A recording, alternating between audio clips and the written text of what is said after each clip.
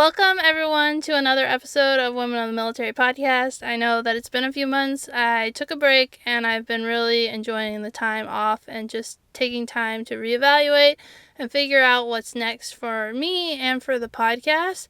But I wanted to come and do a little episode because I recently was asked to be the keynote speaker at the Mount Soledad National Veterans Memorial, which is located in La Jolla, California, near San Diego, and they had the fourth annual Women's Veterans Brunch, and I was honored to be recognized as the keynote speaker.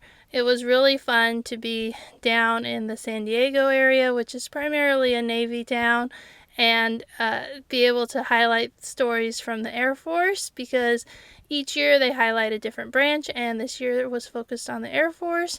And it was just amazing to be around so many amazing people and veterans, and just to enjoy hearing the stories of women and just to be able to share my story.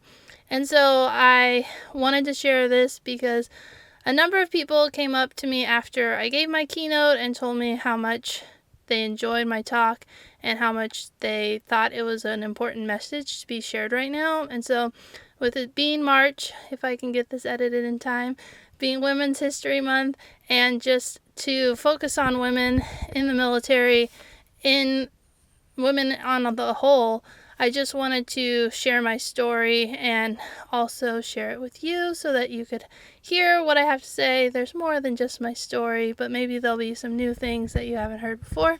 So I really hope you enjoy this episode. Thank you so much for watching, and who knows what will come next, but I'm excited to do this quick bonus episode today.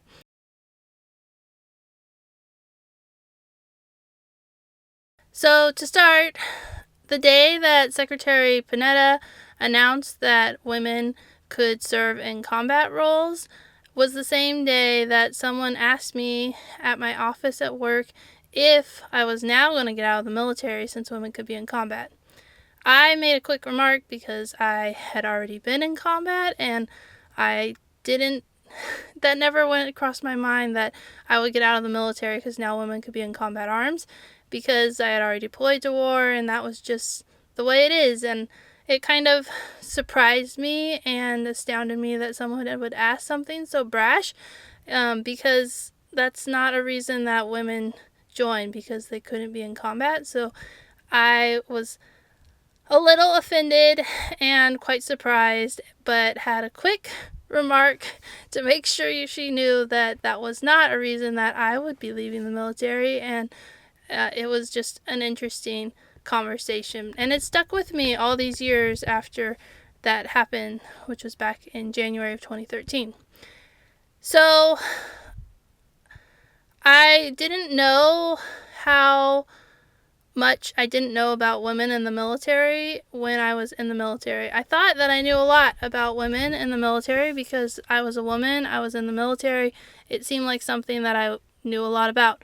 I don't know why I thought that, because if I look back to my time in ROTC, there was no mention of women's history, and all the generals' names that I know from my time in ROTC were men.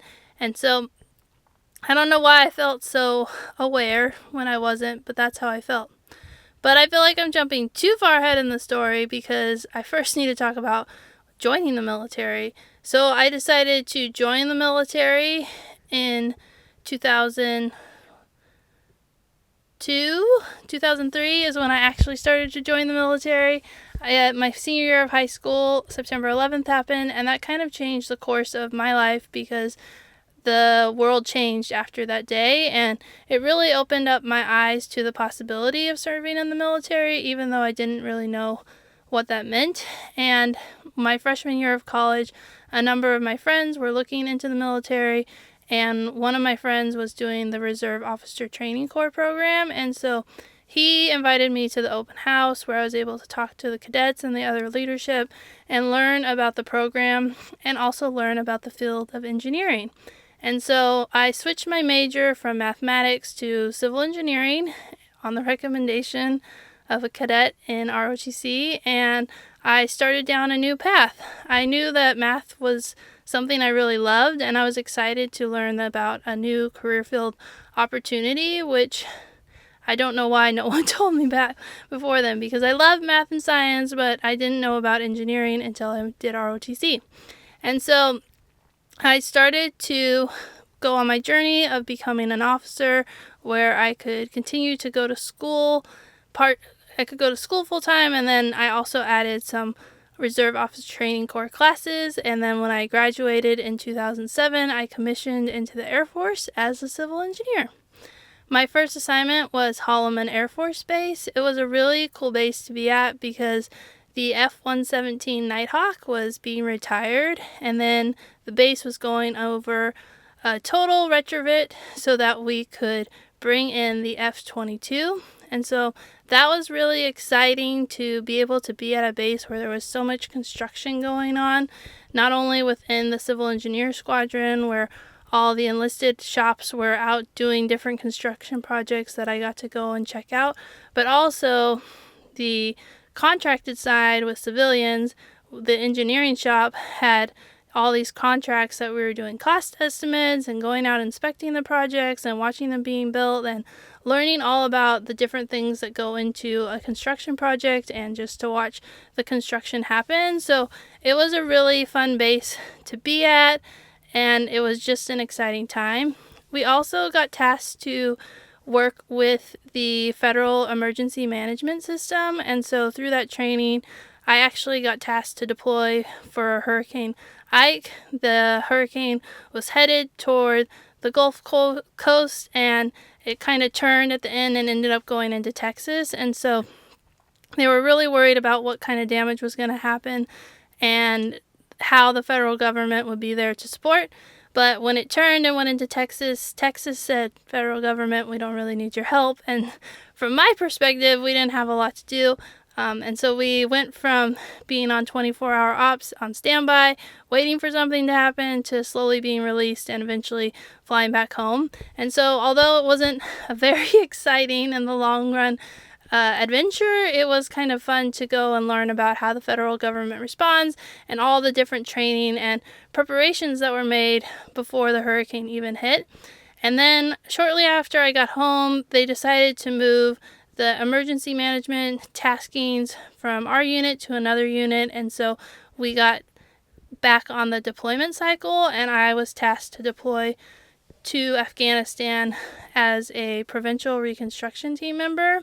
And what that meant was the PRT had a mission of helping the Afghan people, and so it required us to leave the safety of the base and go out and meet with the Afghan people. And as a civil engineer, we were helping to, they say reconstruct, but really there was nothing, and we were building new projects, and we worked with local Afghan contractors to help build roads, schools, bridges, government buildings, wells, and other smaller projects. And so we were in Kapisa, Afghanistan, and we went around and tried to help various villagers with giving them the things that they need and working with them and trying to help build the government.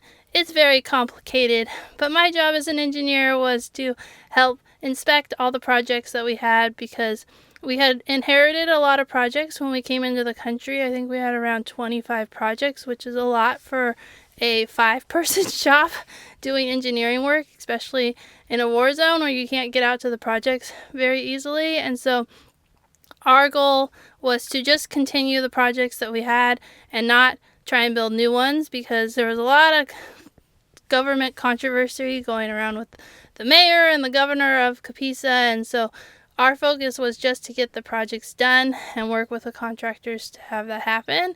And so it was a lot of hard work and a lot of, speaking through an interpreter and talking to the contractors and seeing the construction quality and not having it be what it needed to be and having the contractor redo the work. It was a lot of work, and it was also dangerous. Most of the time we were in the northern part of Kapisa was pretty safe and pretty friendly towards U.S. forces, but the southern part was a little bit more dangerous. And so when we went south one time to a school, we were surprised and attacked as we were about halfway between the school and our trucks that would take us around the various places. And so we quickly ran back to our vehicles because they were up armored and were safer than being out in the open. But we had 2 people inside who had already gone into the school and cleared it to make sure that it was safe for the rest of us, people like me who were not infantry units members. And so we were able to go get them out of the school by throwing smoke and laying down cover fire, and everyone was able to get back in the trucks, and we were able to leave that situation very quickly. Our job was not to engage with the enemy, it was to get out of there as quickly as possible and be safe, because that was our role, just to inspect things and not to find the enemy. That wasn't what our goal was. And I just mentioned infantry, and so it was 2010, and women could not be in infantry units, but they did have the ability to have different specialties, like civil engineers, attached to infantry units, and so that was how they got around having women not in infantry units, but attached to infantry units. So even though I was a woman, because of my specialty and because of other women on our team's specialties, such as medics, and we had logisticians and security forces, we were able to have women be part of our team, and that was how it all worked out. And so that was how I ended up attached to an infantry unit. And there are a number of examples from history of women who served in these attached to infantry roles. I think the most well-known, which maybe it's not well-known and maybe I just know a lot about it, is female engagement teams, and then there's also cultural support teams, and both of those had similar missions where they attached women with certain expertise to attach to the infantry units. And one of the main reasons they did this for at least the female engagement teams was because half the population were women, and the way the culture is, you can't have men searching women, you can't have men talking to women, so they needed women on their team. And so that was kind of where that came from. And then the PRT, they just needed the expertise for the different functions, and so that was how that all worked out. And so going back to our combat incident, I also learned from my podcast is that just because women were in combat, that didn't mean that they received the same awards as their male counterparts. But I was on a team, luckily, that didn't worry about the fact that I was a woman and gave me the same awards as my male counterparts. So I was awarded the Combat Action Badge along with my male teammates, and eventually I was also awarded the Air Force Combat Action Medal. And so I really cherish those medals because I know that not all women who experience combat receive them because of their gender, and so I just think that having those is able to help shine a light on what women did, and so I'm really proud of those. And I don't think they just represent what I did, but what all women did, and so that's probably why they're so important to me. So that's an overview of my time in Afghanistan and some of the highlights, and I've written a lot about it, so if you want to learn more, you can go on my blog, and I have a bunch of the letters that I sent home to family or friends, so I'll make sure to link to that down below. But getting back to the United States, I was eventually able to move to Wright-Patterson Air Force Base in Ohio, which is where my husband had been assigned, and I worked at the headquarters doing emergency energy management, and so I did that until I left the Air Force in 2013.